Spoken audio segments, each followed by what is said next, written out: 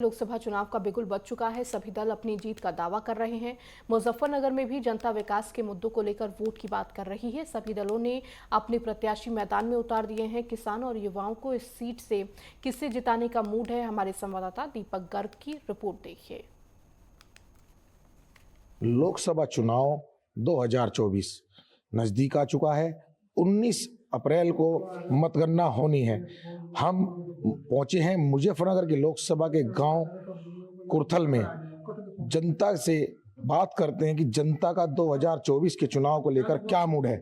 चलिए जी, आपका नाम? मेरा नाम ठाकुर मोनू कुरथल। मोनू जी, 2024 का चुनाव सर पर है, क्या कहना चाहेंगे? मैं तो यही कहूँगा जी, हम राष्ट्रवादी लोग हैं, हमेशा राष्ट्रवाद में वोट देनी चाहिए, जिससे हमारे भारत में विकास कार्य चलते रहे और हमारी मुजफ्फरनगर लोकसभा भी विकास कार्य जिस तरह से चल रहा उसी तरह से चलता रहे। नहीं, देखा जाए 2024 के चुनाव नजदीक हैं। 10 साल से सांसद रहे डॉक्टर संजीव बालियान तीसरी बारी प्रत्याशी घोषित हुए, इनके बारे में क्या कहना है? देखो, मैं सही बताऊं, हम भारतीय जनता पार्टी को वोट देते हैं और बात यह है, डॉक्टर संजीव बालियान जी जो हैं एक अच्छे इंसान हैं और हमेशा भी सबके दुख सुख में खड़े रहे और काम कराने वाले इंसान हैं। उन्होंने यहाँ बहुत काम करा है। हमारे गांव में भी एक अच्छी सड़क का निर्माण हुआ जो बुढ़ाने से लेकर नगवे मार्ग गया, अच्छी साफ सुथरी सड़क है।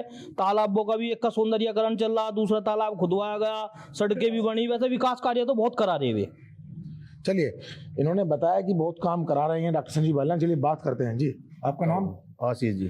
आशीष जी, 2024 के चुनाव सर पर हैं। 19 तारीख को मतगणना होनी है, क्या कहना चाहिए? हम जी बीजेपी के आदमी जी, हम तो बीजेपी को वोट देंगे। नहीं, कोई मुद्दा तो होगा। बस जी, हम तो बीजेपी से जुड़े हुए पहले से। चलिए जी, आपका नाम? राजीव। राजीव जी, 2024 का चुनाव है। 2 जाट नेताओं के आमने सामने टक्कर मानी जा रही है, क्या कहना चाहेंगे चुनाव के बारे में? चुनाव के बारे में तो ये है जी, भाजपा के साथ ही जुड़े हुए हैं अब लोग सभी जी। क्यों, क्या देखना चाहेंगे, क्या कहना चाहेंगे आप? किस तरीके की कोई योजनाएं हैं? जैसे 2 योजनाएं डॉक्टर संजीव बालियान कर चुके हैं। सबसे मेन बात तो है कि आदमी सुरक्षित है, सरकार में सुरक्षित है। सबसे मेन चीज तो यही है, सबसे बड़ा मुद्दा तो यही है। और कुछ को कुछ मिलो या किसानों के मुद्दा, किसान का मुद्दा है तो जीवन है जी, चलता ही रहेगा। सरकार कोई भी आ जाओ, बिजनेसमैन है, कब्जे में आया ना आवे, वो तो सब नियम कानून तो चले।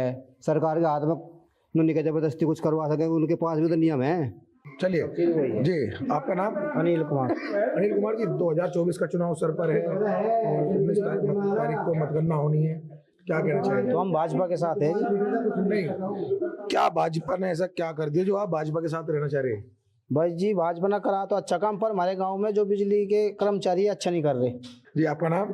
मोहित कुमार जी। मोहित जी, 2024 का चुनाव सर पर है।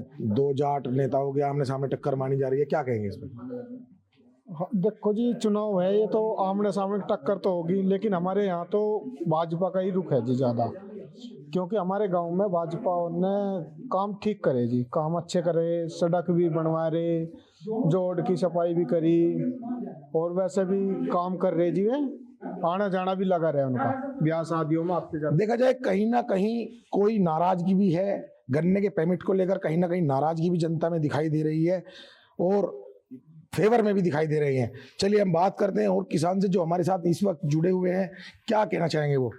जी हाँ जी। क्या मुद्दे रहेंगे इस बार? जमीनी मुद्दे क्या हैं? वह जमीनी मुद्दे तो ये हैं, विकास कार्य लगातार चलते रहेंगे और राष्ट्रवाद में हम सब युवा वर्ग है और सरकार बढ़िया काम कर रही। हमारे यहाँ जो प्रत्याशी बने थे भाजपा से 2017 में विधायक का चुनाव जीते थे उमेश मलिक जी, यो बिल्कुल जो जहाँ आज हम बात कर रहे हैं आप सबसे, यहाँ बहुत खराब झज्जर स्थिति थी, उन्होंने इसका निर्माण कार्य कराया। आप देख लो, आज टायल वायल लग के, इंटरलॉक लग के बढ़िया काम हो रहा। इसी तरीके से संजीव बालियान भी काम करा रहे। रही गन्ने की बात, वास्तव में ये जरूर है, बजाज जो हमारा शुगर है फैक्ट्री है, या गन्नों किसानों को परेशान कर रही, और इस चीज पे भी सरकार को थोड़ा सा सोचने की आवश्यकता है। वैसे हम राष्ट्रवादी लोग हैं, हम तो 100 के 100% भारतीय जनता पार्टी को वोट देंगे और संजीव बालियान को देंगे। जैसे देखा जाए 2014 के चुनाव में डॉक्टर संजीव बालियान ने 4 लाख कुछ वोटों से जीत हासिल की थी। जो भारत में चौथे या 5वें नंबर पे डॉक्टर संजीव बालियान आए थे, उसी को देखते हुए 2019 में वो अंतर कम हो गया था, क्योंकि डॉक्टर संजीव बालियान के सामने चौधरी अजीत सिंह आ गए थे।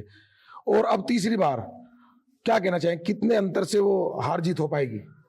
इस बार हम 2 लाख वोटों से लोकसभा मुजफ्फरनगर जीत रहे।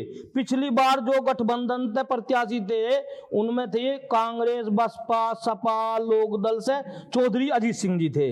आज उल्टा हो गया, चौधरी साहब हमारी साथ गठबंधन में, उससे हमारे प्रत्याशी डॉक्टर संजीव बालियान जी। इस बार हम 2 लाख वोटों से मुजफ्फरनगर लोकसभा चुनाव जीत रहे। नहीं, जैसे देखा जाए 2024 में राष्ट्रीय लोकदल और भारतीय जनता पार्टी एक हो गई है, तो इस अंतर को कहां तक देखते हैं आप? इस अंतर को हम इतना बढ़िया देख रहे हैं, हमारे पश्चिमी उत्तर प्रदेश में एक शांतिपूर्वक माहौल बना हुआ है, सब एक दूसरे का भाईचारा कायम है, सबका सम्मान कर रहे और सब राष्ट्रवाद में, राष्ट्र विचारधारा में अपनी वोट देंगे।